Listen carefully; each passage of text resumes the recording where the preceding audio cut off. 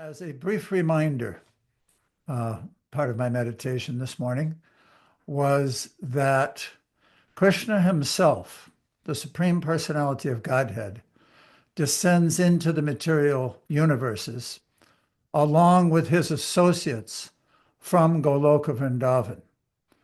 And they perform their pastimes here as they do there. And the residents of the material world, the conditioned souls, can attain and develop and awaken a similar type of love that the residents, his eternal associates, have for him by following in their footsteps, following their example, understanding how they love him. So reading these pastimes, that's its purpose, one of its purposes. Of course, it's also to please Krishna. But when we meditate or hear these pastimes, it's recommended actually to pay attention to how he relates with his associates and follow in their footsteps and understand them. Tadbhava lupsana karya vrajloke anusarata. So let us dive into that pool of pastimes by following in their footsteps. Still February, last week of February, although it's March now. This was lesson 7 and 8, the final section of chapter 22, stealing the garments of the unmarried gopis. Imagine how intimate they are with Krishna. So we can learn from them. Samapriya, pick someone to read for us. You have to unmute. Sorry. Hare Krishna, welcome. Today we will begin with Acharya. Would you like to read for us? Yes, thank you. Srimad Bhagavatam, Canto 10, Chapter 22, Text 20, Sarartha Darshani. Thus, the young girls of Vrindavan, considering what Lord Achyuta had told them, accepted that they had suffered a fall down from their vow by bathing naked in the river. But they still desired to successfully complete their vow. And since Lord Krishna is himself the ultimate result of all pious activities, they offered their obeisances to him to cleanse away all their sins. Vishwanath Chakravarti Thakur. The gopis thought that the results of their vrata should not be lost, even if they had to sacrifice their modesty. Therefore, they decided to simply surrender unto Krishna. This is explained in this verse. When Krishna had pointed out that bathing naked was an offense, the gopis decided that their vow had become useless. Desiring to attain the results of their vrata, they offered respects to Krishna, who bestows the results of all actions. What to speak of this vrata? The gopis said, if we satisfy Krishna, who is the sum total of all results, then what else remains to be gained? Someone may argue with the gopis, saying, you may gain the results, but what about the sin incurred? This verse answers the question by saying that Krishna is the purifier of all sins. Thus, there can be no fault for those who obtain the mercy of the Lord. Very nice. So I have a question for you, Acharya. Here it is saying that the gopis understood that if you satisfy Krishna, you satisfy everyone. On what grounds did they understand that? They didn't even think that Krishna was the supreme, but he was the supreme in their heart. So how do you explain that? They didn't maybe consciously know that he was supreme or, God, but he was still their everything. That's it. Which is what it means. That's what it means to be God in relation to the jiva, is that God is my everything. So they just went directly to Krishna being everything to them, right, without having to necessarily deal with whether he's God or not. That's my understanding. And how is that? How is that even possible for them? What was the quality that they had? What was the thing that they had to allow them to do that? I don't know. I don't know. I mean, so many of it's hard. I can't say so many of them are eternal Okay, it's a simple associates and four-letter word. It's a simple four-letter love, word. love, Yeah. Okay. or a five-letter word, Brahma.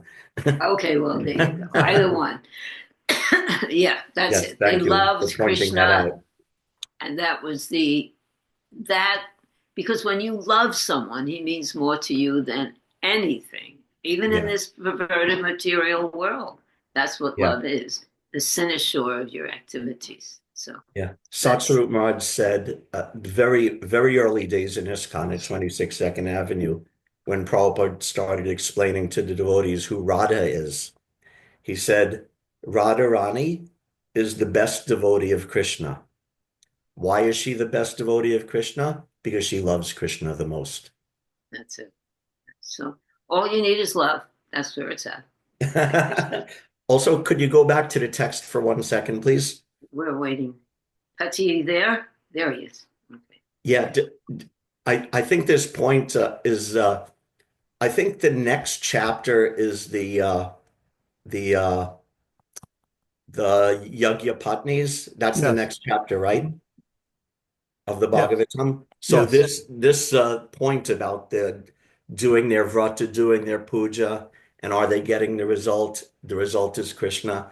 That same point is, it's like also preparing us for what the Yagyapatnis are going to deal with. I was looking at the next chapter, and it's really the same point that the Yagyic Brahmanas, they're doing their puja, but unlike the gopis, they thought the puja comes first and Krishna comes second. Okay. But for the gopis, they're doing their puja, their vrata, but it's all for Krishna.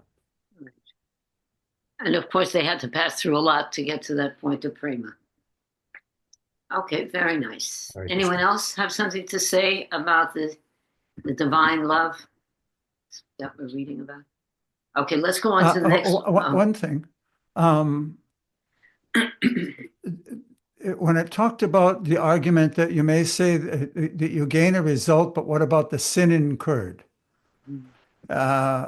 Krishna can purify all sins. This is similar to that statement in Bhagavad Gita. So it appears that it's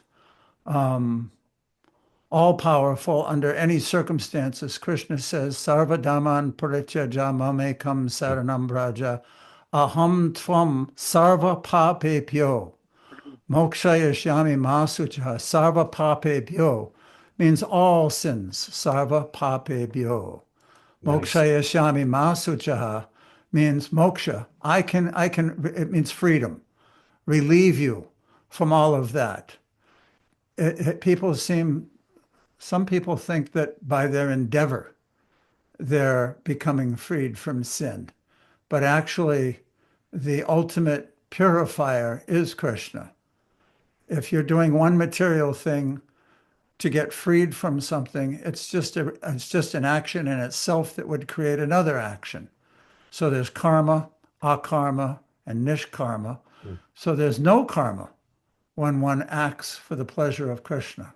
Right. Kind of an underlying theme of that mentality. Jai. Okay. Okay. Shall we go on to the next verse? Manvantara, would you like to read? Thank you, Acharyaji.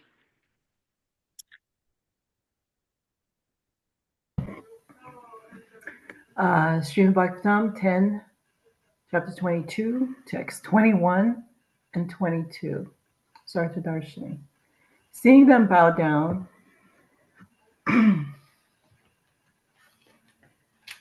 let's see here.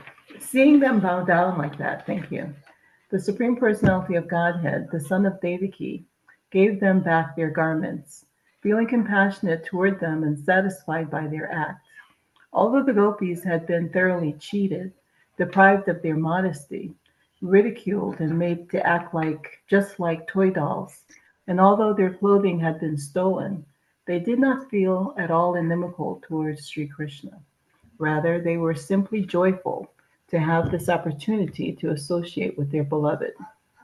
Visvanatha Chakrabarti Thakur's commentary.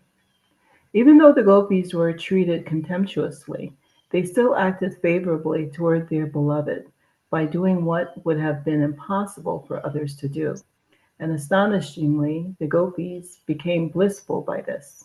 The gopis had been deceived to the extreme by Krishna's words criticizing their nakedness. After forcing them to give up their modesty, Krishna mocked them, insisting that they come get their clothing. He made the Raj Kumaris dance like puppets.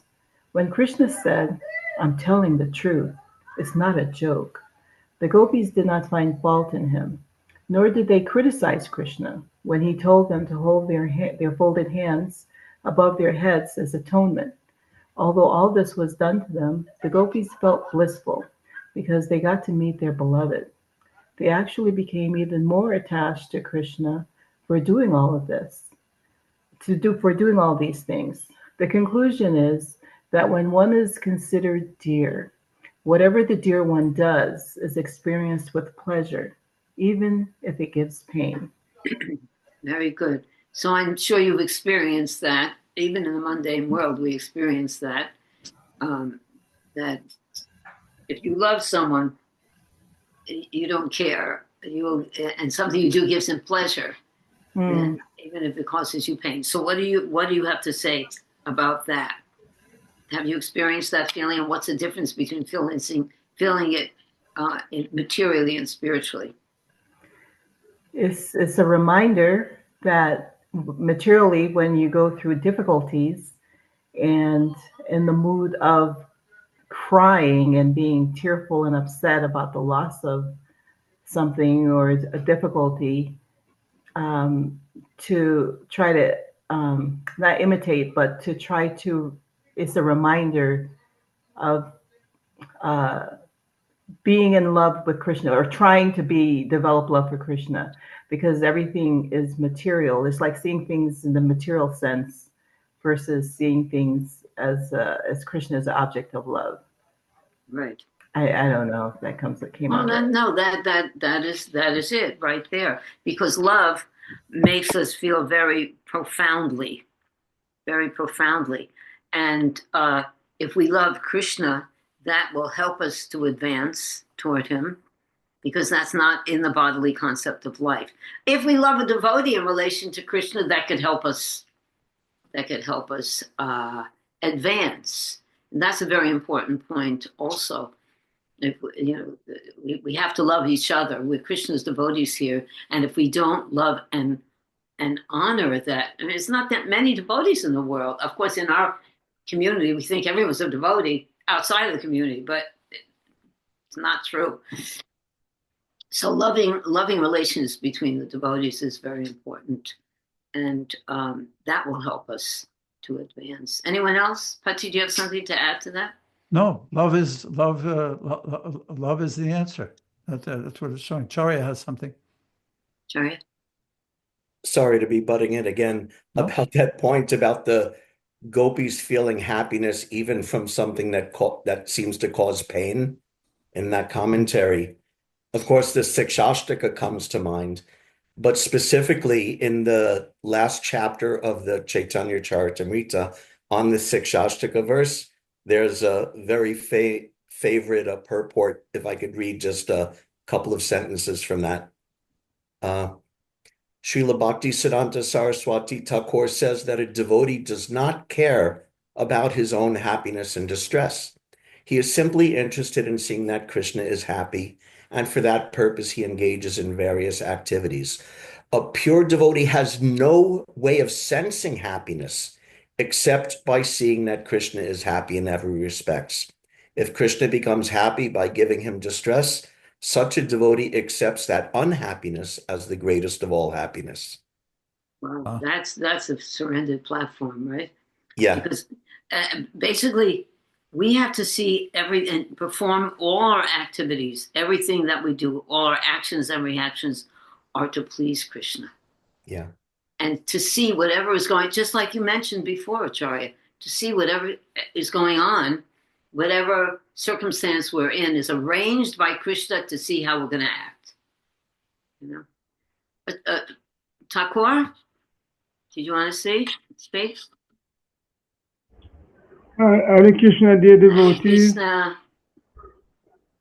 I have a little problem in the sense the audio is a bit muffled. The audio coming from your side, I don't know how you hearing mine, but I am hearing yours, and it's a bit muffled. So I don't know if it's Oh from your yeah. end.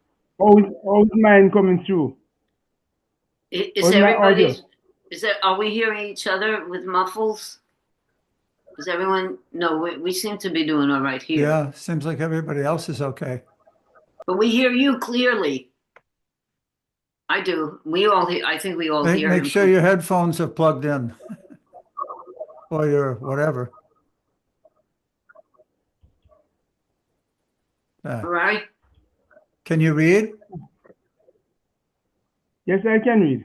Want him to read All next right. time, John? Okay, you can read next.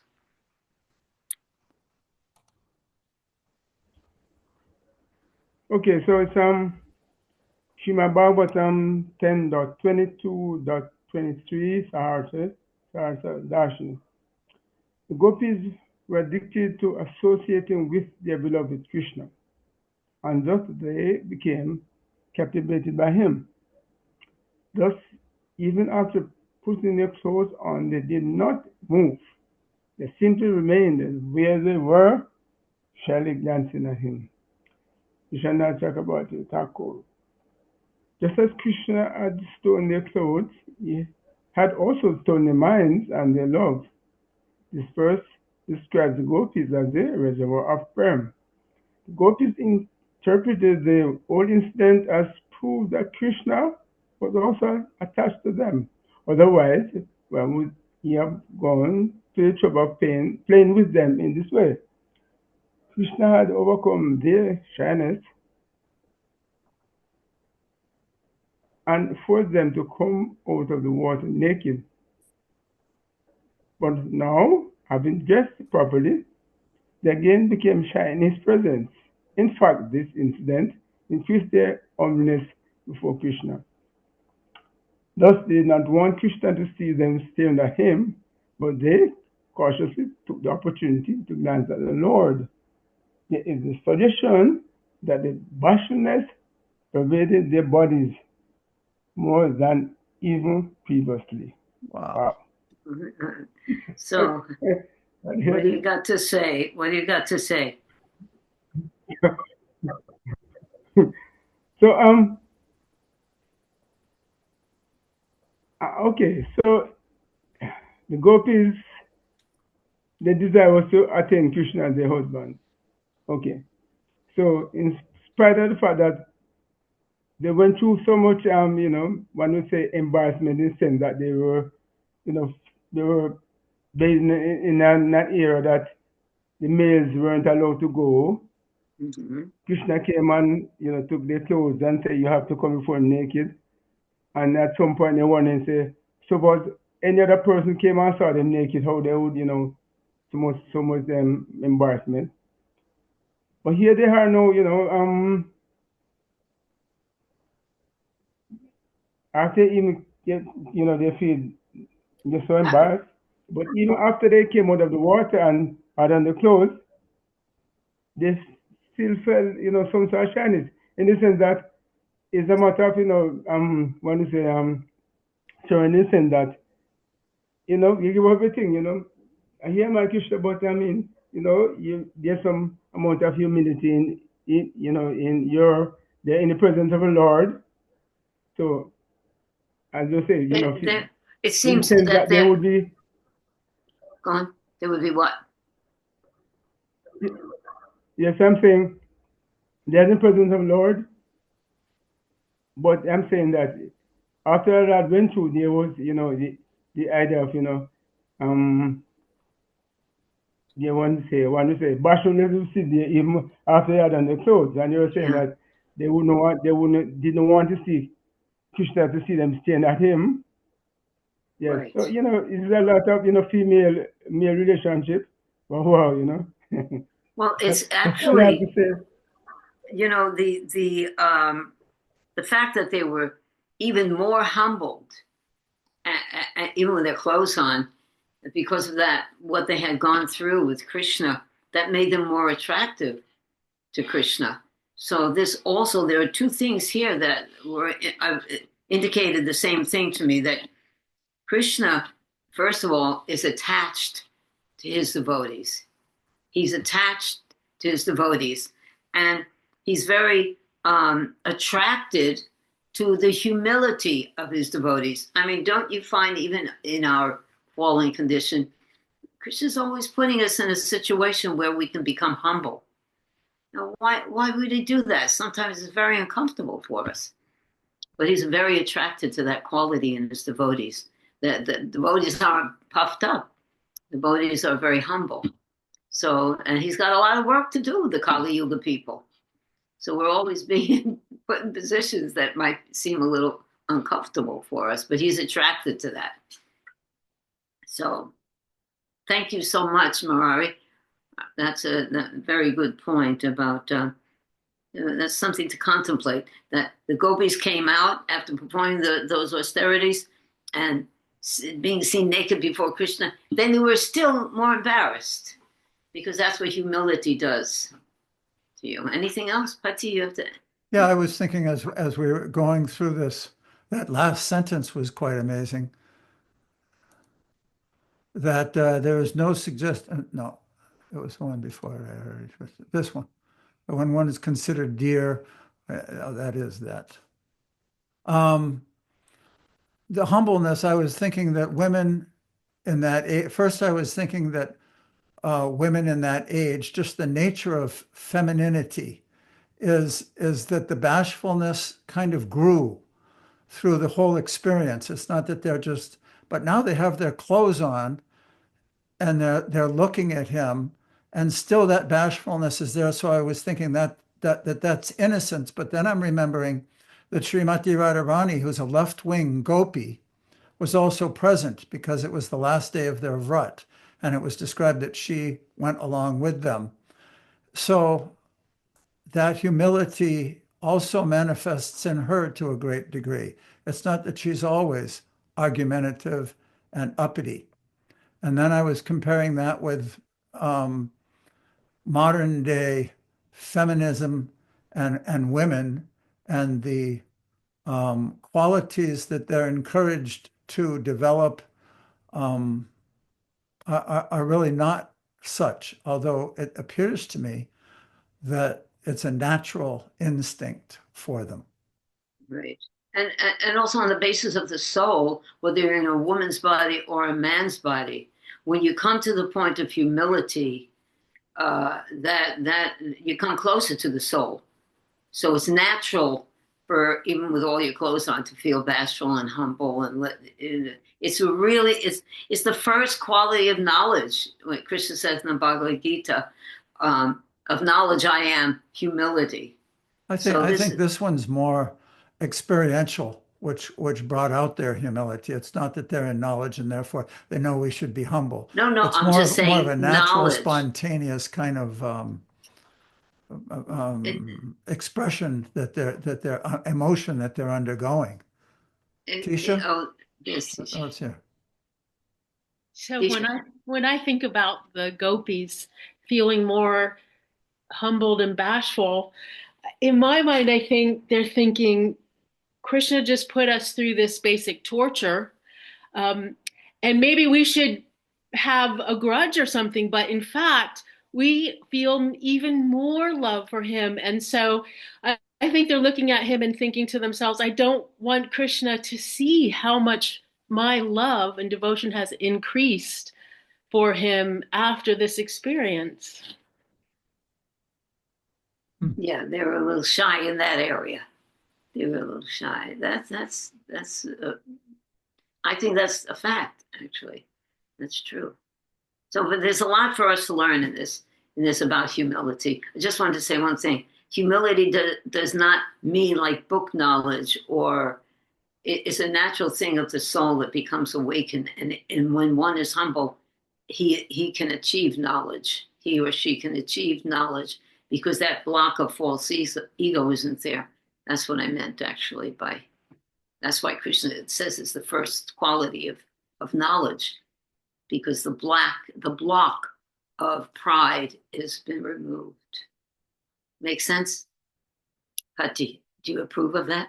Sure. I didn't know that exactly where you were coming from. Okay. All right. Let's go on now with Manvantara. Wait, did she read? No, she didn't. She did read. And Taquan read. Okay, Tisha, you read. Okay, Hare Krishna. This is the Krishna book, Srimad Bhagavatam 10:22, verses 20 to 23. When the gopis saw that Krishna was strong and determined, they had no alternative but to abide by his order. One after another, they came out of the water, but because they were completely naked, they tried to cover their nakedness by placing their left hand over their pubic area. In that posture, they were all shivering. Their simple presentation was so pure that Lord Krishna immediately became pleased with them. All the unmarried gopis who prayed to Katyayani to have Krishna as their husband were thus satisfied. A woman cannot be naked before any male except her husband.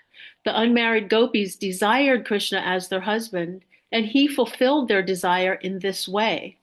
Being pleased with them, he took their garments on his shoulder and began to speak as follows. My dear girls, you have committed a great offense by going naked in the river Yamuna. Because of this, the predominating deity of the Yamuna, Varunadev, has become displeased with you. Please, therefore, just touch your foreheads with folded palms and bow down before the demigod Varuna in order to be excused from this offensive act. The gopis were all simple souls, and whatever Krishna said, they took to be true.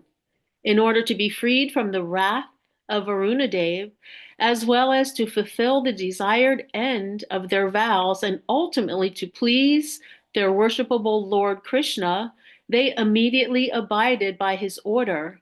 Thus, they became the greatest lovers of Krishna and his most obedient servitors. Go on. Go on to the next slide.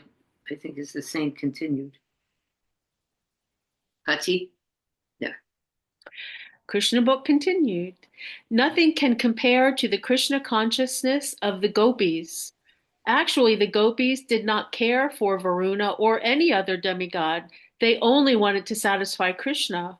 Krishna became very ingratiated and satisfied by the simple dealings of the gopis, and he immediately delivered their respective garments one after another.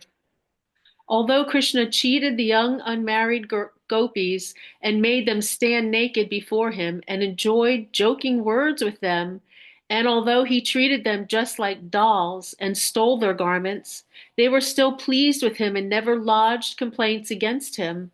This attitude of the gopis is described by Lord Chaitanya Mahaprabhu when he prays, "My dear Lord Krishna, you may embrace me or trample me under your feet, or you may take me brokenhearted.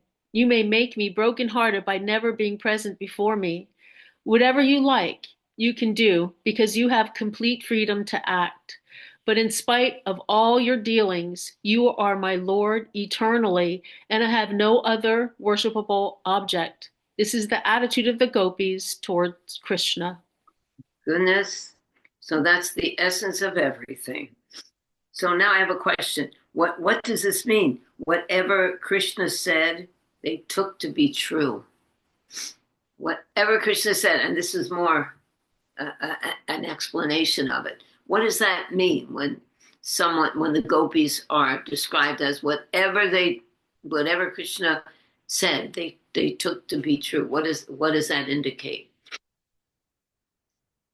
Complete trust.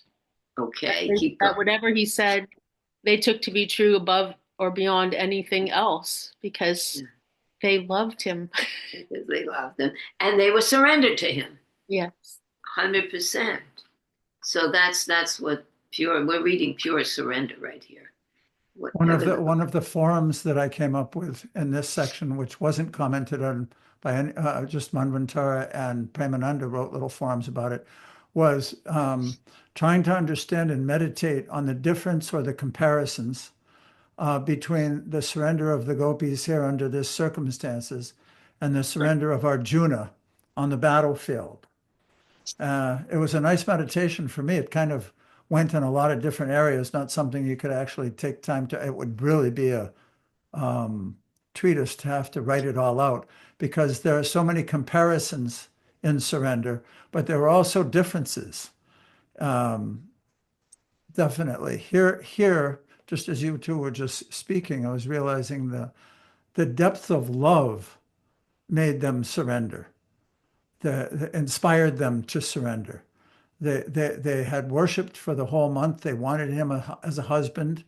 The nature of a wife of that, and that day especially, was to be allow themselves to be subordinate, to live for the pleasure of their husband. Whereas Arjuna, he was a kshatriya, and it's described that he was bewildered in the beginning of the battle because he was on the battle platform of life. He was thinking, here's my grandfather, here's my cousin brothers, and I'm supposed to kill them just for the kingdom. I don't want the kingdom that badly. I'll just give it up and go to the forest.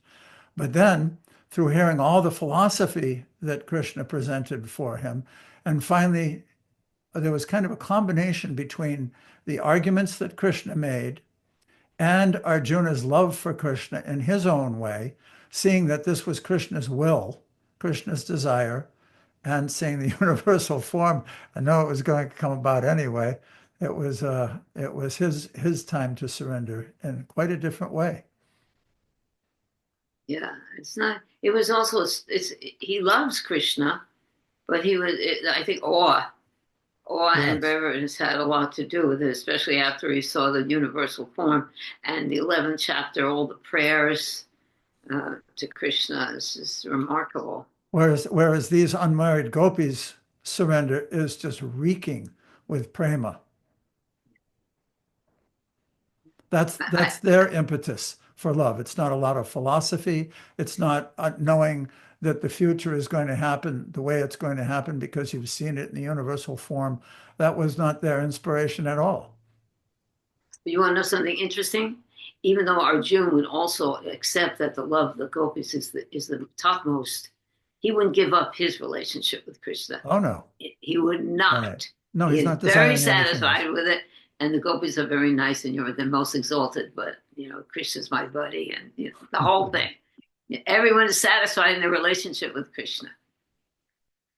Hare Krishna. Okay. Shall we have, there's Caitlin, my darling Kate. Would you like to read next for us? Sure. Hare Krishna, dear devotees. Sarartha Darshini, Srimad Bhagavatam 10, 22, 24 through 25. The Supreme Lord understood the determination of the gopis in executing their strict vow. The Lord also knew that the girls desired to touch his lotus feet, and thus Lord Damodar, Krishna, spoke to them as follows. O saintly girls, I understand that your real motive in this austerity has been to worship me. That intent of yours is approved of by me, and indeed it must come to pass. Krishna said, O chaste women, though out of modesty you have not mentioned that your real purpose in worshiping me was to please me, I know it and I accept it. Because your desire was pure, it will be fulfilled. Since I am controlled by prema, nothing is impossible for my premi bhaktas to attain. At this point, Kripa Shakti, mercy potency, made the Lord's power more evident among the gopis, though the power was still under the control of prema and subject to the pastimes. By this power, Krishna understood the gopis were performing austerities in the worship of Katyayani to attain him, and thus he gave them the results. Gargamuni had said that Krishna was similar to Narayana, but now the gopis thought of Krishna as Narayana. Okay, so what is it? You have something to say about this, Kate? Yeah, I have a question, definitely. If you could put it back to the text, there was something that I read there that was a little that I was confused about. by his power, Krishna understood the body work about where it says that therefore, oh yeah, the though the power was still under the control of Prema and subject to the pastimes. What is that? That was a little confusing to me. Yeah, that first sentence. What does it mean that it was subject to the pastimes? That Okay, at this point, the Kripa Shakti mercy potency made the Lord's power more evident among the gopis, though the power was still under the control of, well, Krishna said that he's controlled by Prema, under the control of Prema, and subject to the pastimes. Don't you think these pastimes that he's involved in now are producing some kind of a Prema? Okay, that makes sense when you even just say it a little slower, for my slow mind to understand that he is. It's a way kind of saying that he's subject to, it's a way of kind of saying that he's subject to their love. Prema. Right. Yeah. Okay. Krishna can you imagine these living, and of course with the gopis is a different. They control him through their prema, but even in relationship to us, teeny weeny, I'm always trying to bring it back to us, because here we are in a bewildered state, and how do we get out of it? Krishna is controlled by our love. With this whole thing, these topics today seem to be really focused on that, because we're studying the love of the gopis, and Krishna is controlled. What does that mean? What does that mean to be controlled by love? Does it mean that we can tell Krishna, well, I love you, so do this for me? What does it mean to be controlled by love? That Krishna says he's controlled by the love of his devotees. What does that mean in relation to us? Well, it also says in the commentary, he also says that they didn't have to say that, the gopis did not say that their love was pure, but he knew it. So I think of our relationships, like my most pure relationship is probably that with my sons, right? They don't have to they don't have to say that. I don't have to say it. It's unspoken. It's just, it's there. We know the love is natural. there. We know it's pure. It's something we can depend on. It's natural. And they didn't. Yeah, I don't even did the gopis understand? I mean, nobody was in this scenario, nobody was really thinking about it, analyzing it, like you had said before. Like, there's no philosophical premise to this. This is just pure love. Based on pure knowledge. Based on pure knowledge. It has to be, it's not just sentiment. It's not that the gopis at that point in their evolution they're not analytical. They are experiencing the culmination of purity, of their purity, of their pure love. What do you think, Patti? I don't understand why you put that in there. Why based on knowledge? Sometimes love, of course. They're loving Krishna because of his personality, because he's beautiful, because that's their natural condition, but it's not that they cultivated any knowledge about his supreme position or anything of that nature. That would have actually crippled their love more. I don't know what, maybe you can just expand a little more about what you meant. Well, it's two things. It's two things. First, knowledge about the absolute truth about Krishna. I mean, that has to be there, even inherent. It has to be there inherent. It's foundational for the ashraya, right? The shelter of that love to be in full consciousness, right?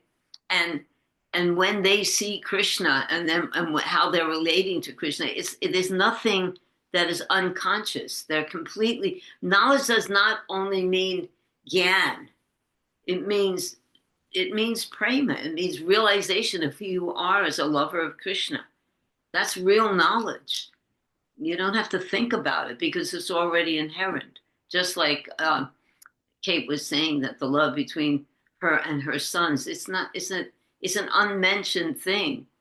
It's a natural condition Okay, of the from that mother point, and the child. I'd like to kind of take a minute Okay, to go over this section again, because kind of saw it from a different point of view.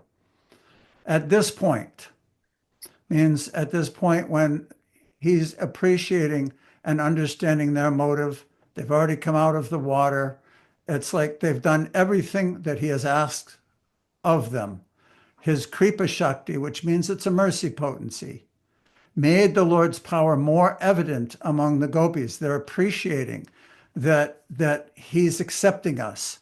He's given us our clothes back. He's no more demanding. There's an element in this part of the exchange that's changed a little bit, because previously he was demanding and they were holding back. Now they've surrendered. They've come out. He's given them the clothes. So his mercy is more awakened then, though the power was still under the control of prema and subject to the pastimes. In my mind, meant that Krishna always acts according to time, place, and circumstance properly.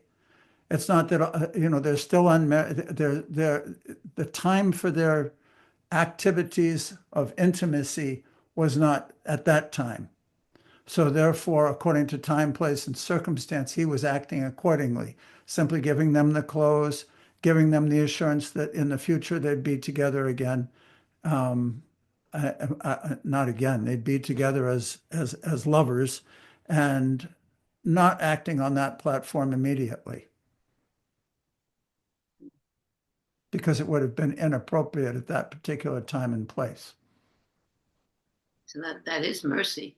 That's exactly what it is, mercy. Yes, but it's subject to the pastimes is what I meant. Kate was asking about subject to the, that's my realization. Anybody else have a comment? Subject to the pastime, under the control of prema and subject to the pastimes. Wow. It's interesting because if you compare it to Arjuna, it's a different kind of mercy, just as you said. Interesting. Charya, you have something to say about that, subject to the pastimes? That's a good question, Faye. Kate. I have nothing to add. Okay, something to think about it. Thank you. That's good. All right. There, I see Faye is there. Thakur Murari also. Oh, Thakur. Yeah, I got the order fix. Oh, good. So I'm thinking, where it says subject to the pastimes. So we know that in certain pastimes, there are certain activities that are maybe scheduled to go on. So my understanding of scheduled to the pastimes that whatever should have happened was scheduled to happen at that point in time would have happened. So there wouldn't be anything else happening at that point in time. That's my understanding, yes. So as I say, subject to pastime, or one who say maybe subject to time, place, and circumstance, is certain activity occurs. Yes. So that's my understanding. So there won't be anything more at that point in time. That's my understanding, subject to the pastime. So okay. Very good. Yeah. That's a good explanation. Yeah. Just because I've read ahead and we're going to get into that again. It was an excellent question, good perception, and it will be brought up again in the pastimes with the Brahmins' wives. So let's keep that okay in our pocket. Keep going. I wonder if Faye is with us. She is. Are you capable of reading, Faye? Not yet, or? No, Mataji, Hare Krishna, I cannot speak clearly. Okay, darling. Just keep hearing. It's nice to see you that you're there hearing, though. And we all wish you well. Hare Krishna. Bye-bye. Okay. All right. Let's go back to Acharya then, okay? Acharya-ji?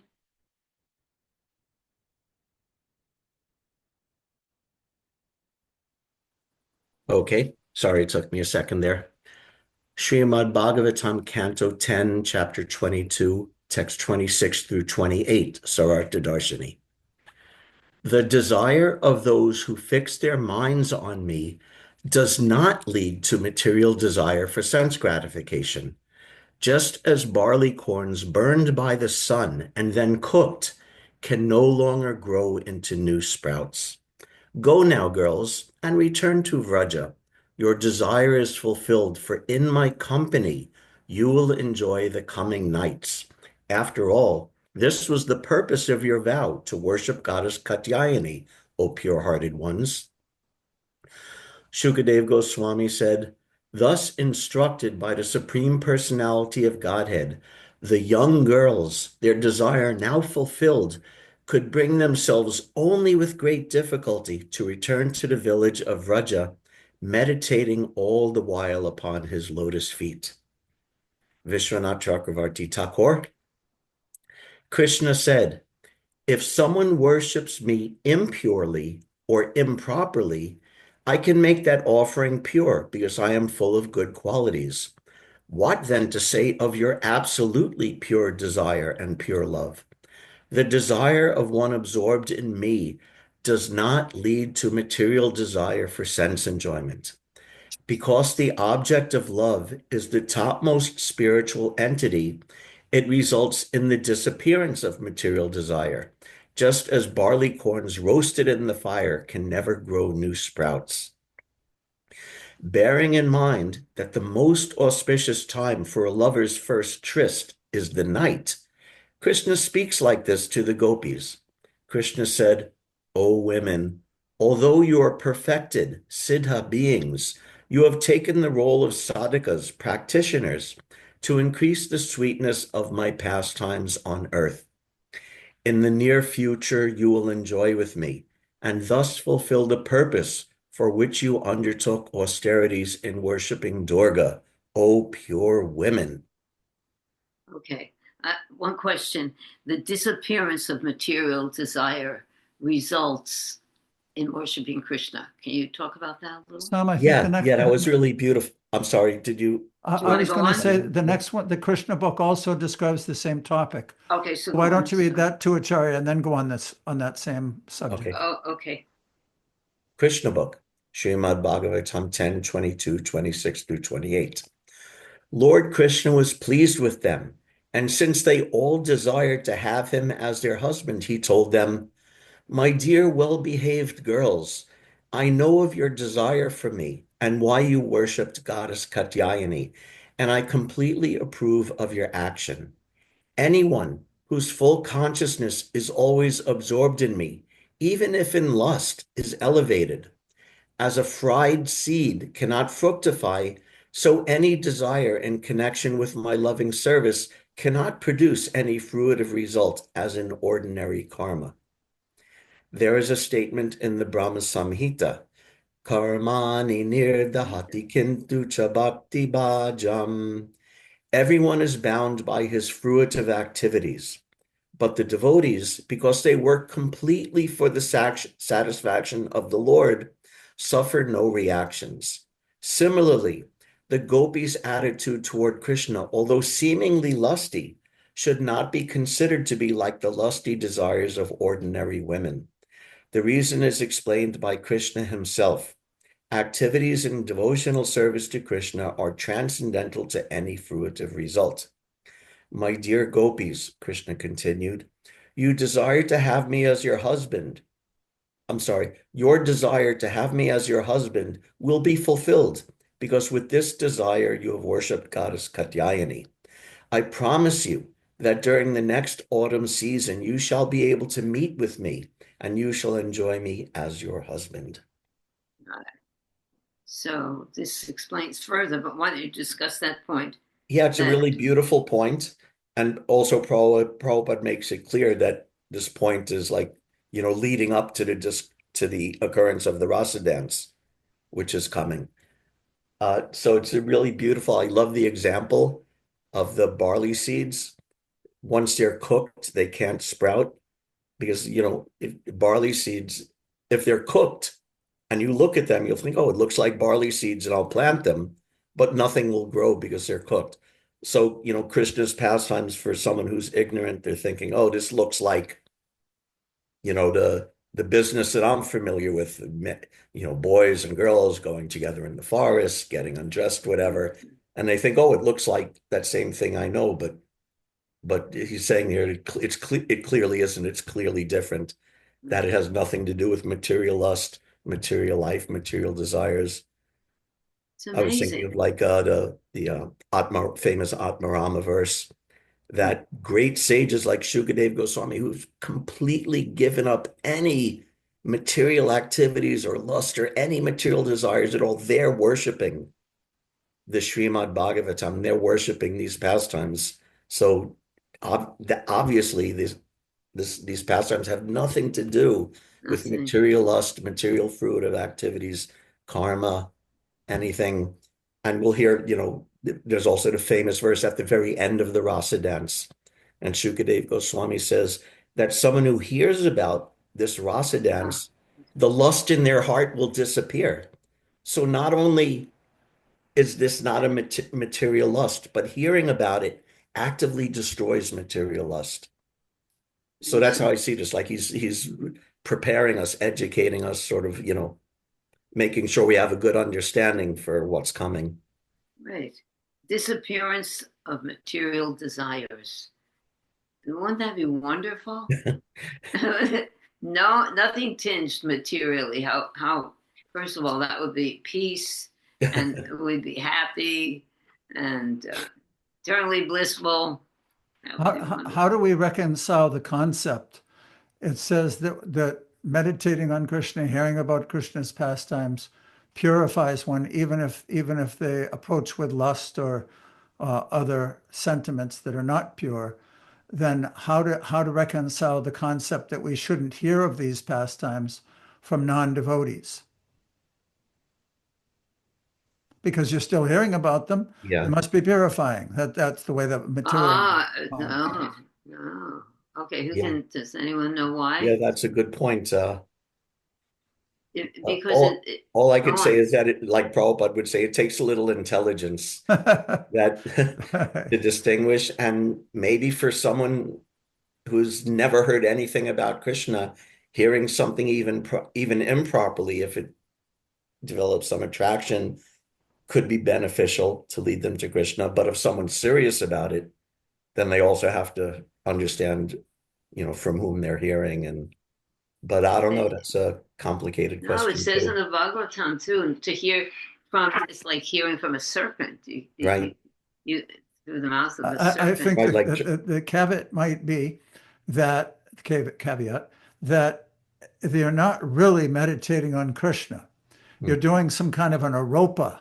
You're taking your own concepts and projecting it onto Krishna and his pastimes, when in actuality, there may be some faint purification going on there, but because it's not a proper approach, it's not going to have the proper result either. Right. Even if you go to a kirtan, and I experienced this, that you go to a kirtan that's not really devotees, and they're singing all kinds of names of demigods, and then they sing Hare Krishna. It's a whole different thing than if you go to a kirtan where Krishna is being glorified, and then the danger is that you think they're both the same, right? And you mistake it. This is not cheap. This is not cheap. We have to be very scrutinizing, to see what the truth is. Tucker Marari's hand is raised. Okay, Tucker.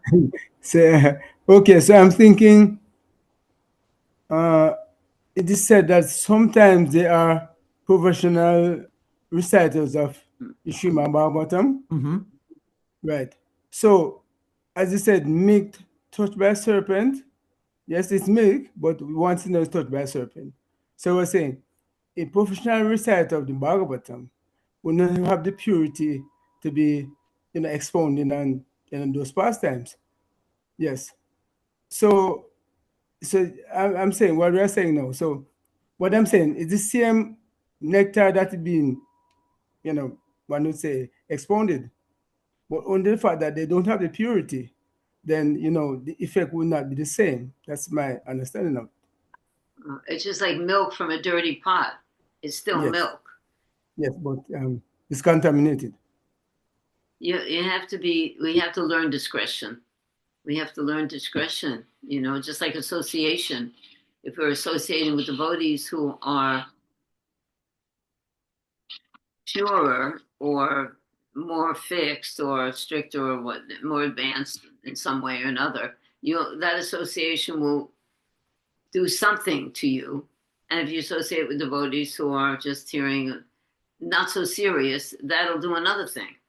We it's just like crystallizing. Even her Hiranyakasipu said to Prahlad, he talked about associate, or I think he was talking to the wives of Hiranyaksha, and he said this wonderful thing about association. Association is crystallizing, so we have to be careful in our association, because we can either get the truth or something that looks like the truth and isn't the truth. So to summarize, the desire of those who fix their mind on me does not lead to material desire for sense gratification. Means that even though they've approached Krishna with a desire for union, right, and having him as their husband, he's approving of it. What do you mean, even though? Well, that's how they approached him. They're not Tyagis, they're not renunciates approaching Krishna. They're approaching him because they want to be his husband. Their wives, his wives. So there's some motive. That's a pure motive. Yes, he's saying he's right. Exactly. That's what we're fine tuning this statement here. Those who fix their minds on me does not lead to material desire for sense gratification.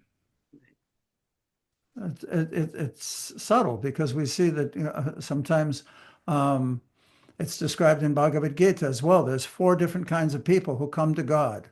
One of them is one in need of money. And so people take to religious life. They purify their existence somewhat by following rules and regulations. And sometimes they get into positions where they start to get material opulence. And that it's a fine line, because we've seen it, that does lead to material desires. They increase in the heart, and then they fall back down into material life. Right. Which seems to contradict that statement that we just read. What? How? Those who fix their minds on me does not lead to material desire for sense gratification. Well, that means, okay, how much did you fix your mind on Krishna to act for his pleasure? Because if you want the results of your activity, you're doing something for your own pleasure externally. Because actually, if we cultivate a relationship with Krishna, it's very pleasurable internally, but we get mixed up. It also shows how one has to remain steady in order to cleanse the deeper recesses of the heart. It's not something that just because you did it for a little while, all of a sudden you're pure. Acharya? Yes, since you brought up the 4 kinds of pious persons who approach Krishna, Prabhupada explains actually really nicely that those 4 types of persons are not pure devotees. Yes. But if they associate with pure devotees, then they will actually come to pure devotional service. And the examples of those 4 is the Kumaras, Sutta Goswami, Dhruva, and the elephant, I'm blanking out. Gajendra. Gajendra, yeah. And all of them came with some, Artar, Tarti, Jigyasi, Gyani, with some ulterior motive, but they all came to the stage of pure devotional service. By proper association or the Lord himself. Proper association. And maybe that's what when Vishwanath Chakravarti is saying, that if someone approaches me impurely or improperly, then I don't remember the exact words, but he accepts it or he elevates it. So that was the example of those cases, that they came with some other motive, but it all became purified. Nice point. Murari, did you want to say something? Yes, quickly, you recall the pastime with Kubja, the person who was bringing sandalwood pump to Kamsa, Yeah. and she, sort of anointed Sri Krishna Balaram, those the personalities, and she invited Krishna to come to her house, and how she got elevated, because it's so nice that she got to be embraced by Krishna, which is not very easy. So we're saying that her desire was that Krishna, made her beautiful, so he should come to her house, because her profession was to, to be looking after men. So it was impure in the sense that she said, okay, please come and let us have some nice time. But when she, as I said, she got embraced by Krishna, which is not very easy, So, and then her desire for material things, being embraced by the Lord, suddenly your material propensity is going to be gone. So I was thinking about that past time. Oh, initially she just had a lusty desire for Krishna, but she got elevated. So that I'm sure that's the past time one should maybe. Wow, that's interesting, because I thought that you just said that being embraced by Krishna, all material desires must be gone, but she's considered to be her desire for asking him to come to her home. It's not as pure as the gopis, because she wanted to enjoy Krishna. I'm also confused about that pastime. What, Pati? You're shaking your head. No, when we read it, when we get there, we'll go into that detail. That's a while from now. Well, Oh, I'll have no. to, either that or look it up. Okay. Okay, so let's go on now. Manvantara. Okay, just a note that pretty much concludes Lord Krishna's pastime of stealing the gopis' garments and his benedicting them that we should keep in mind. It also brings the opportunity to kind of tell you our schedule a little bit. What we'll do is we'll read up. The Rasa dance starts. There are 5 chapters which describe the Rasa dance, starting with chapter 29. What are we at now in 22? So I've already gone ahead with the course materials, and what we'll do is we'll finish up the Srimad Bhagavatam 10th canto up to chapter 28 in April. Then we may do one of the smaller books in May, and then we're going to stop for the summer as we usually do. And that will give us the opportunity to study the Rasa dance in depth during the same time that it's actually being performed in the autumn season next October, just as a little thing. So right now, just note that pastime of benedicting the girls is over, and now the chapter transitions a bit.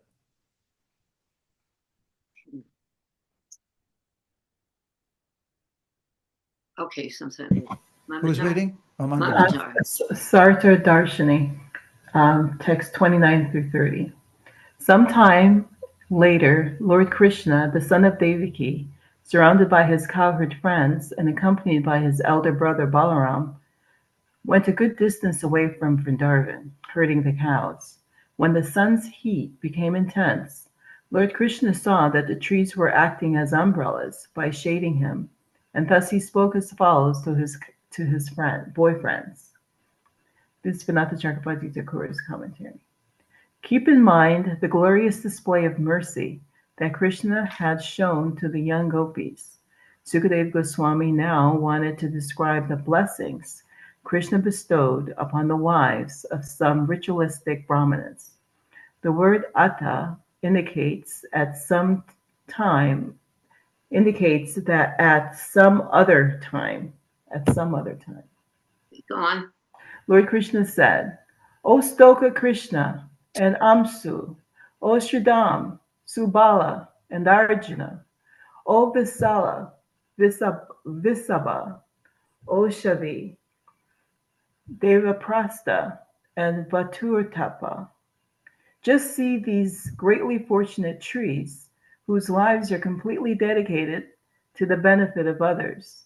Even while tolerating the wind, rain, heat, and snow, they protect us from these elements. Just see how these trees are maintaining every living entity. Their birth is successful. Their behavior is just like that of great personalities. For anyone who asks anything from a tree never goes away disappointed.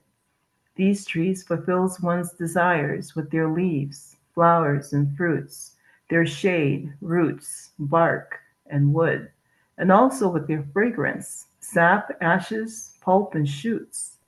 It is the duty of every living being to perform welfare activities for the benefit of others with his life, wealth, intelligence, and words.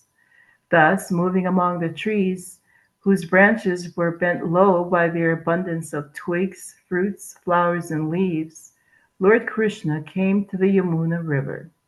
The cowherd boys let the cows drink the clear, cool, and wholesome water of the Yamuna.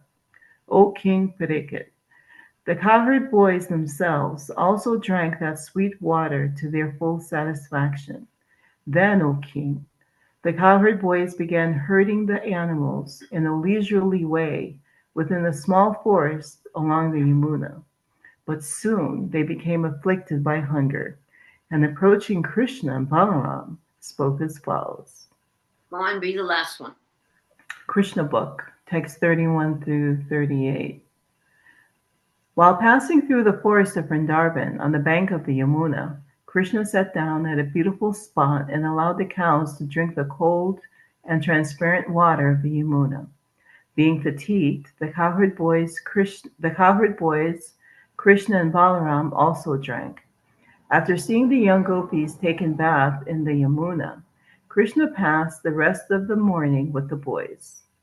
Thus end the Bhaktivedanta purports of the 22nd chapter of Krishna, stealing the garments of the unmarried gopi girls. Wonderful. So Krishna ends this section talking about the trees. What is that?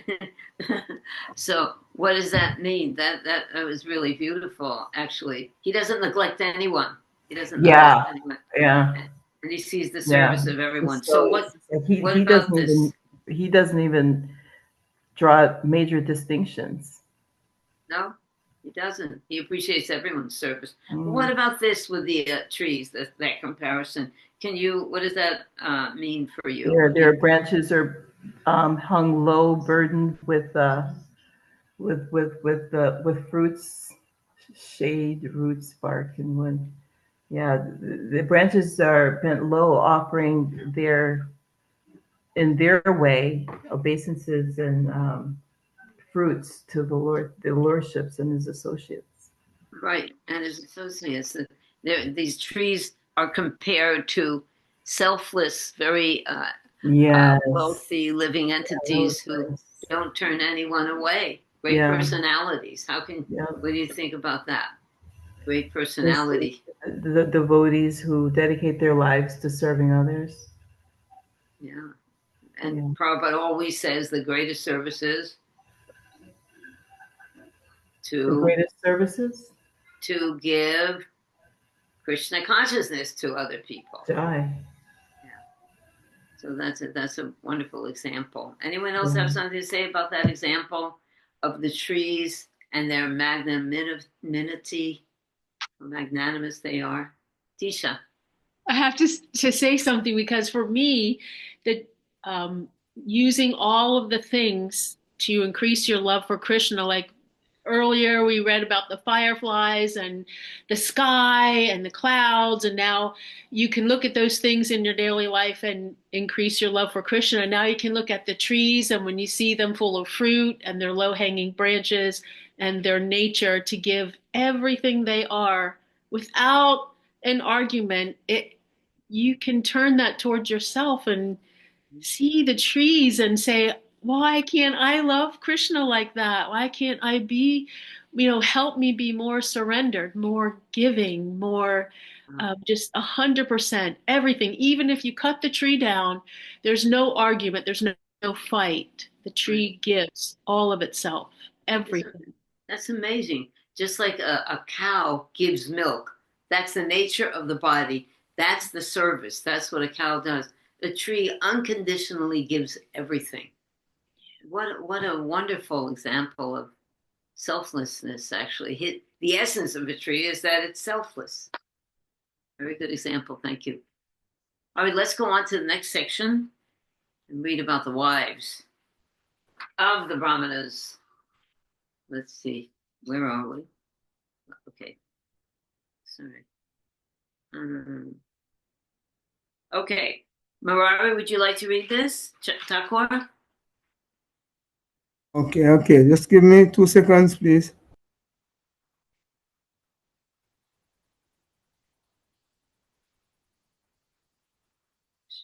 You can take your time. Shall I call someone else and then after you can read after? Murari? Yeah, go ahead, Sam, and that way you can read when you Yeah. come back. Okay. Oh, I'm back. you- So I had to go ask a member of the household to be a little bit Okay, quiet. you ready? Are you ready? Yes, I'm ready now. Okay, go on. I can't see the text, but I can, yeah. Okay, so it's Srimad Bhagavatam 10:23, and it's 1 to 4. 10.23, 1 to 4. Sarata Dashi. The court boy said, "O Rama, mighty armed one, O Krishna, chastise of the wicked, we have been harassed by hunger, and you should do something about it." Shukadeva Goswami said. Thus, entreated by the court boys, the Supreme Personality of Godhead, the son of Devaki, replied as follows, desiring to please certain of his devotees who were Brahmana's wives. Lord Krishna said, please go to the sacrificial arena where a group of Brahmanas learned in the Vedic injunctions are now perform the Agni Rasa sacrifice to gain promotion to heaven. When you go there, my dear court boys, simply request some food. Dictate to them the nature of my elder brother, the Supreme Lord Balaram, and also my name, and explain that you have been sent by us. Vishwanath Chakrabarti Thakur. Krishna sent the boys to the Brahmanas to teach them that he does not bestow mercy upon those devoid of bhakti, even though they are endowed with austerity, knowledge, and religious principles. On the other hand, Krishna showed that he does give mercy to those having bhakti, that the Brahmanas' wives, even though they lack knowledge and austerity. You should call out Baladev's name first, because those materialistic Brahmanas will think that Balaram, being a Sattva, is a worthy recipient of charity, whereas I, being a mere Vaishya, am certainly unworthy. Even if they give a little, it is acceptable. Okay. Wow. We go on to the next one. Go on. Yeah, Krishna book 10:23, 1 to 4. Requested in this way by their friends, Lord Krishna and Balaram immediately showed compassion on certain wives of Brahmanas who were performing sacrifices. These wives were great devotees of the Lord, and Krishna took this opportunity to bless them. He said, my dear friends, please go to the house of Brahmanas nearby. They are now engaged in performing Vedic sacrifices known as Agni Rasa for the desired elevation to heavenly planets. All of you, please go to them. Then Lord Krishna warned his friends, these Brahmanas are not Vaishnavas. They cannot even chant our names, Krishna and Balaram. They are very busy in chanting the Vedic hymns, although the purpose of Vedic knowledge is to find me. But because they are not attracted by the names of Krishna and Balaram, you had better not ask them for anything in my name. Better ask for some charity in the name of Balaram. Charity is generally given to high-class Brahmanas, but Krishna and Balaram did not appear in a Brahmana family. Balaram was known as the son of Vasudeva, a Sattva, and Krishna was known in Vrindavan as the son of Nanda Maharaj, who was a Vaishya. Neither belonged to the Brahmana community. Therefore, Krishna considered that the Brahmanas engaged in performing sacrifices might not be induced to give charity to a Sattva and Vaishya. But at least if you utter the name of Balaram, they may prefer to give in charity to a satyr rather than to me, because I'm only a Vaishya. Okay. I have one question for this. Krishna said, even if they just give a little, it's acceptable. What does that mean? Okay, so Krishna knows that they were just taken up in the, what you say, austerity and knowledge. So usually he's expecting that, you would offer sacrifice, it would give willingly, all that you offer would be given to him. So he knew that they would not necessarily be in the mood of giving to him. But let's say they gave a little. As a token, one would say give a token, it would have meant something. So he knew that's it. That's why I say even if he gave a little.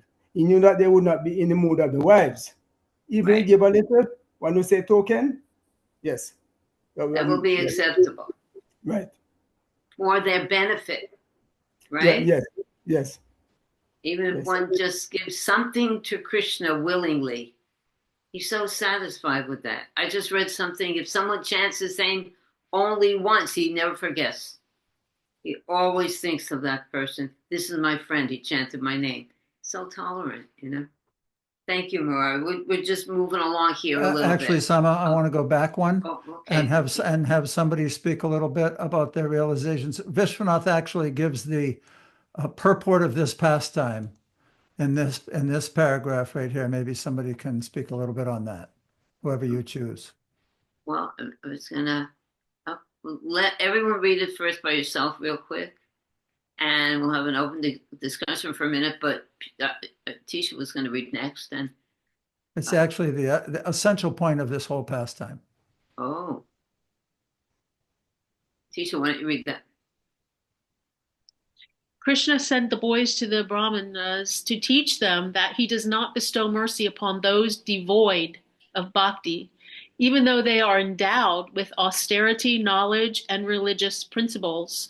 On the other hand, Krishna showed that he does give mercy to those having bhakti, like the Brahmanas' wives, even though they lack the knowledge and austerity. Right. So now you can go on to the next. Wait a minute. Don't you want a little discussion on that one? All right. Who has a realization of that? Murari, you just read this. Do you have a realization? Who knows the verse in Bhagavad Gita that confirms that? The one that says, when offered love and devotion, is that one? No. Only by devotional service. Bhaktyaham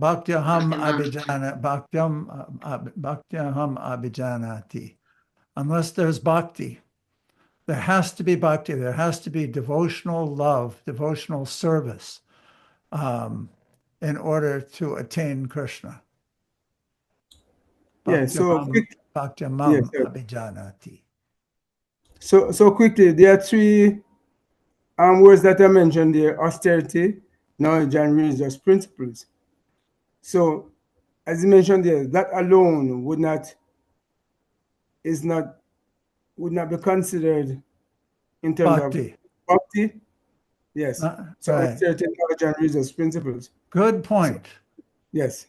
Yeah, somebody can be performing austerity, have knowledge, and doing religious principles, but no real bhakti for Krishna.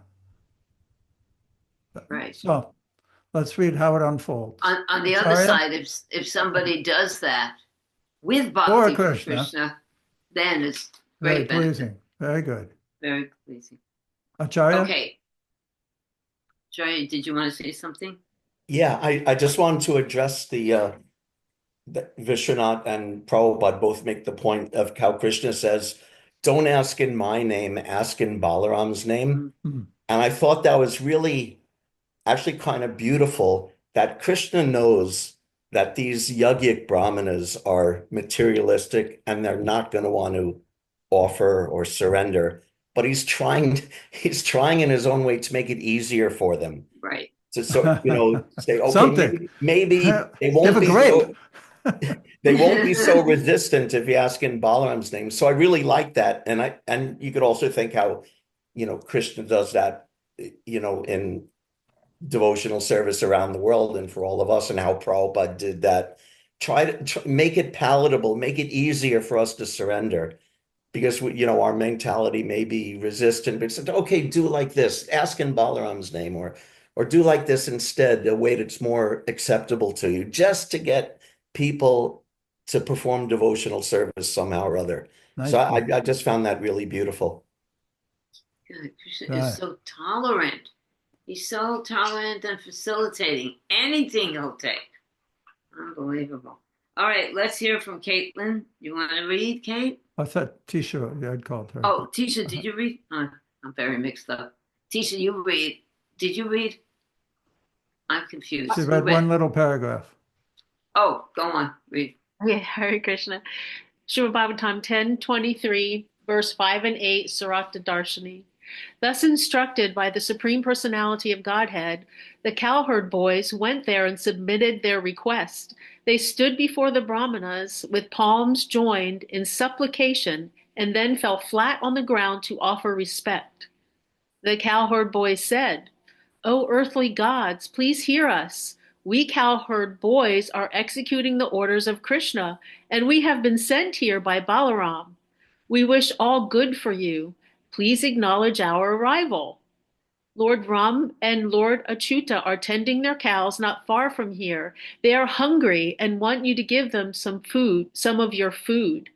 Therefore, O Brahmanas, O best of the knowers of religion, if you have faith, please give some food to them. Except during the interval between the initiation of the performer of a sacrifice and the actual sacrifice of the animal, O most pure Brahmins, it is not contaminating for even the initiated to partake of food, at least in sacrifices other than the Sautramani. Keep reading. Vishwanatha Chakravarti Thakur's commentary. When the Brahmins did not respond to the cowherd boys' initial request, the boys addressed them with a touch of sarcasm. Of course, you know the highest principles of religion, so what can we tell you about Dharma and Adharma? The phrase Dharma Vitama, or the best knowers of Dharma, can also be taken as Dharma Vitama, which means the ritualistic Brahmins were actually totally ignorant of religious principles. The cowherd boys anticipated the possible objection from the Brahmins, and they couldn't give the boys any food, because they themselves had not yet eaten, and that a priest initiated to perform a sacrifice should not eat. Therefore, the boys humbly informed the Brahmins about various technicalities and ritualistic sacrifice. The cowherd boys said, "This rule applies from the beginning of the sacrifice until the animal is killed.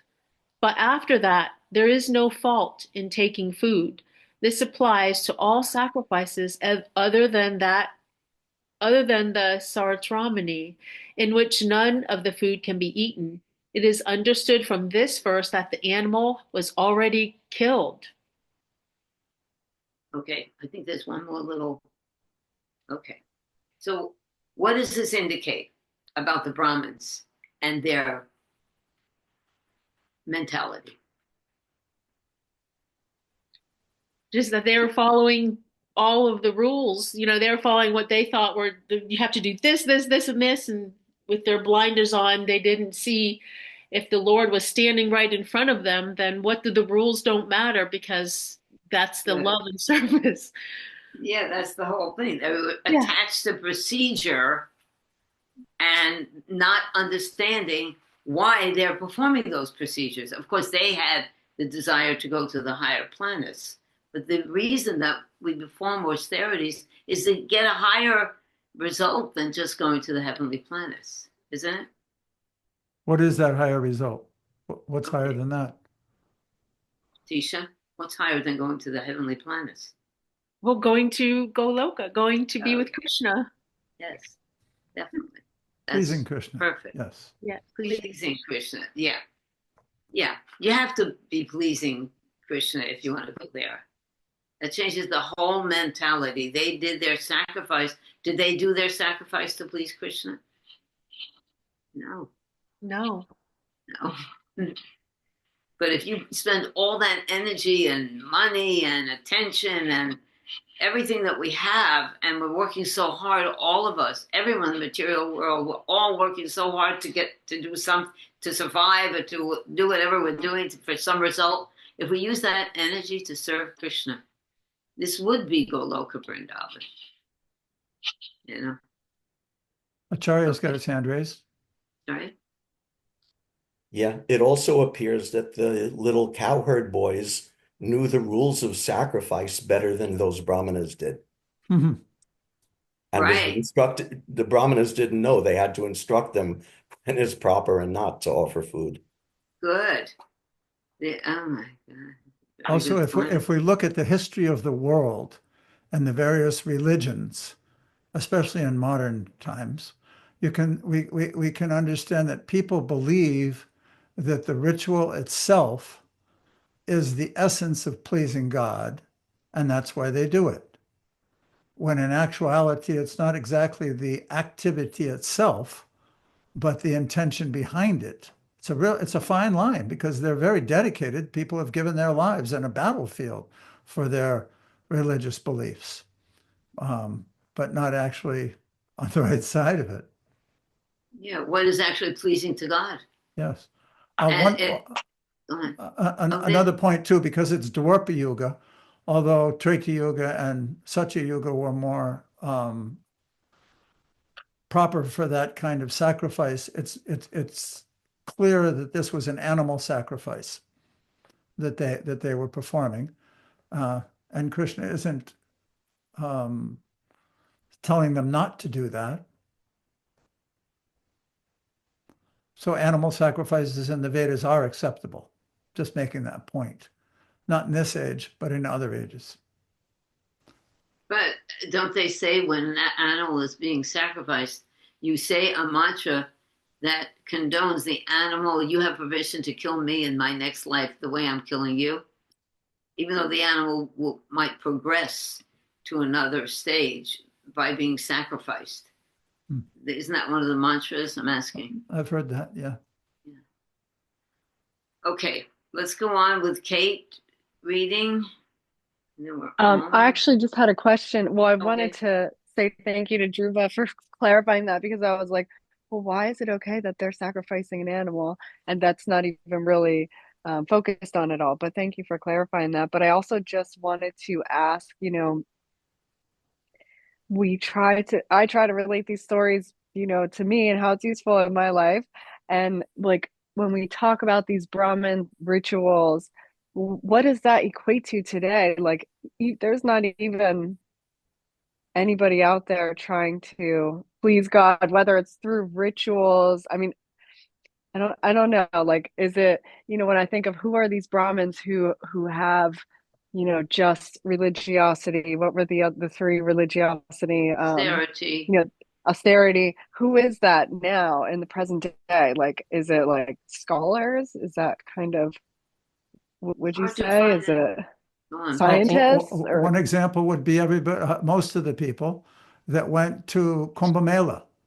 They think that by just going there and taking a dip in the water, that act in itself, that austerity, that penance, that sacrifice, they can attain moksha simply by doing it. In other words, there's nothing else behind it. If I just go and take a bath, with rules and regulations, I think one of the books we're considering studying, as I just mentioned in our schedule, after this section and before the Rasa Lila, is Upadeshamrita by Rupa Goswami, called Nectar of Instruction. And one of the instructions in that book, which talks about how there are things positive for devotional service and things negative that hamper devotional service. And one of those things is called niyamagraha, performing rituals only for the sake of performing them, not for understanding the purpose behind them, which is to please the Lord. In other words, people become so absorbed in the sacrifice and the ritual of performing it, thinking that that in itself is sufficient for elevation. Well, if you bring it also, I'm experiencing something very similar. This weekend or today, I have a nephew who's being bar mitzvahed. That means he's being some ritual activity. But during that ritual activity, then there's a big feast and everybody's getting drunk and eating meat. And therefore, I'm here talking about the Bhagavatam. So that what these kind of ritualistic activities, if they are done to please God, that's another thing. That it's already nicely mapped out what to do. But if you have the wrong intention, as my husband was saying, it's a useless thing. It has what does it do for you? There's also that other verse. I'm sure everybody's heard this one. Harinama, Harinama, Harinama, Eva Kevalam, Kalo Nasteva, Nasteva, Nasteva, Gatiranyata, means that for this age, in Kali Yuga, when nature is very different than it was in the other three ages, the only real efficacy, the only sacrifice, which really has some element and potency, is Shravanam, Kirtanam, Vishnu Smaranam, hearing, chanting, and remembering Krishna, especially chanting his holy names. There's no other way. No, there's no other way. There's no other way. No other way. And I can guarantee, unless I was there, no one's chanting Hare Krishna over there in that bar mitzvah. Nobody. If I was there, I would make them, but okay. Okay, let's finish up today with Caitlin reading the last section, and then my husband will describe it, a nice graph at the end. No, I think we're going to just not do that this week. Oh. Srimad Bhagavatam, Krishna book, Srimad Bhagavatam 10:23, 5 through 12. There are various details to be observed in the performance of sacrifices, and they are known collectively as desha. They are as follows. Kala means time, Ritak, Dravya, the different detailed paraphernalia, mantras, hymns, tantra, scriptural evidences, Agni, fire, Ritvij, learned performers of sacrifices, Devata, the demigods, Vajamana, the performer of the sacrifices, and Kratu, the sacrifice itself, and Dharma, the procedures. All these are for satisfying Krishna. It is confirmed that he is the actual enjoyer of the sacrifices because he is directly the Supreme Personality of Godhead and the absolute truth beyond the conception or speculation of material senses. He is present just like an ordinary boy. But for persons who identify themselves with this body, it's very difficult to understand him. The Brahmanas were very interested in the comforts of this material body and in elevation to the higher planetary residence called Svargavasa. They were therefore completely unable to understand the position of Krishna. That's what we discussed. Let's go on with this next section. Surata Darshini, 10:23, 9 through 12. The Brahmanas heard this supplication from the Supreme Personality of Godhead, yet they refused to pay heed. Indeed, they were full of petty desires and entangled in elaborate rituals. Though presuming themselves advanced in Vedic learning, they were actually inexperienced fools. Although the ingredients of sacrificial performance, the place, time, particular paraphernalia, mantras, rituals, priests, fires, demigods, performer, offering, and the yet unseen beneficial results are all simply aspects of his opulences, the Brahmanas saw Lord Krishna as an ordinary human because of their perverted intelligence. They failed to recognize that he is the supreme absolute truth, the directly manifest personality of Godhead, whom the material senses cannot ordinarily perceive. Thus, bewildered by their false identification with the mortal body, they did not show him proper respect. When the Brahmanas failed to reply, even with a simple yes or no, O chastiser of the enemy Parikshit, the cowherd boys returned disappointed to Krishna and Rama and reported this to them. Vishwanath Chakravarti Thakura. Though the Brahmanas were knowledgeable of scripture, why didn't they respect Krishna and Balaram? Verse 9 answers this question. Actually, the Brahmanas did not know scripture. Rather, they were ignorant in realizing and imparting scripture.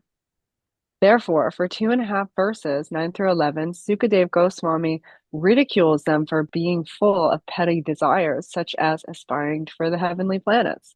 The Brahmanas thought themselves advanced in knowledge, but actually they were only advanced in age. The word vridha means wisdom and old age. Due to their material vision, the Brahmanas thought of Krishna, the supreme absolute truth, as an ordinary human. Although Krishna cannot be perceived by the material senses, he can be realized by mercy. Time, place, and sacrificial offerings, such as cooked rice, the rituals, mantras, the priests, the fires, demigods, sponsors, the sacrifice, and religious principles are all simply aspects of Krishna's opulence. Thinking, how can we give to the cowherds before we have eaten? The Brahmanas did not say yes, and they did not reject the proposal to give their remnants after the yajna by saying no.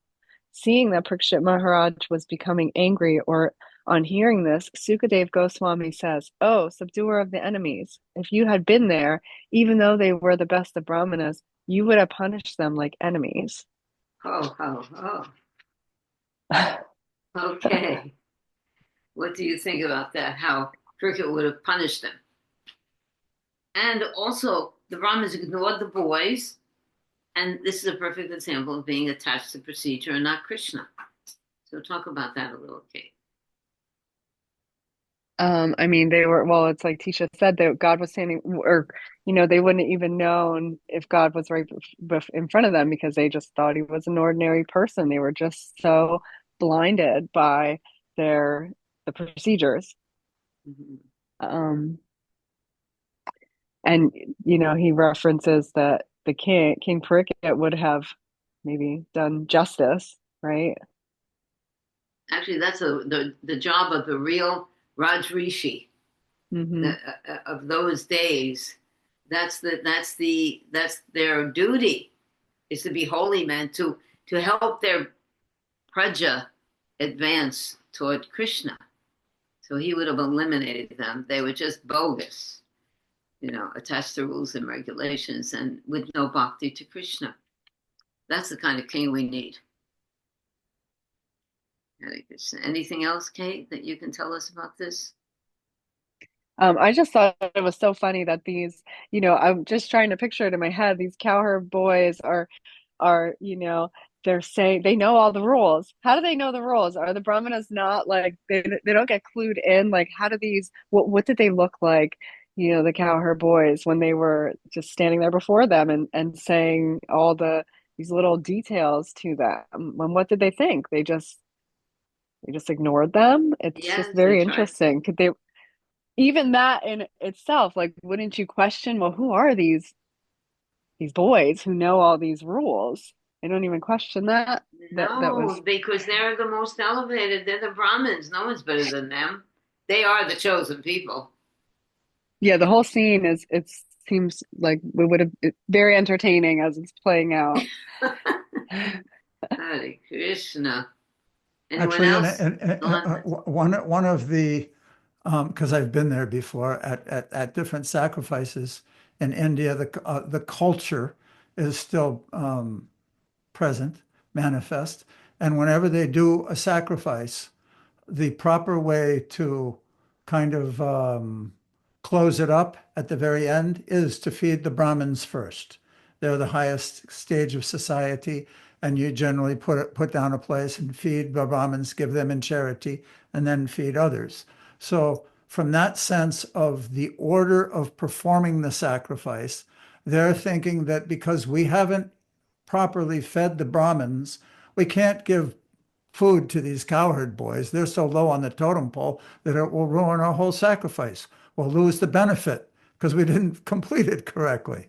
Again, being so caught up in the ritual and the way it has to be performed, thinking it's the ultimate doer of bringing the result.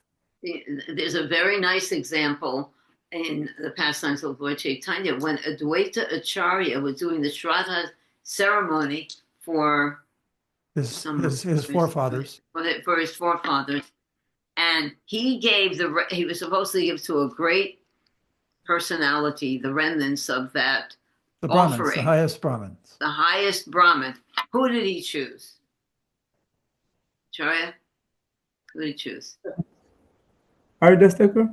Haridas Yes, Thakur, yes. who was born in a Muslim family, and he was Namacharya Haridas Thakur. So that's what Lord Chaitanya, his whole mood was to show that bhakti is not dependent on material situation. Very nice. And it never has been.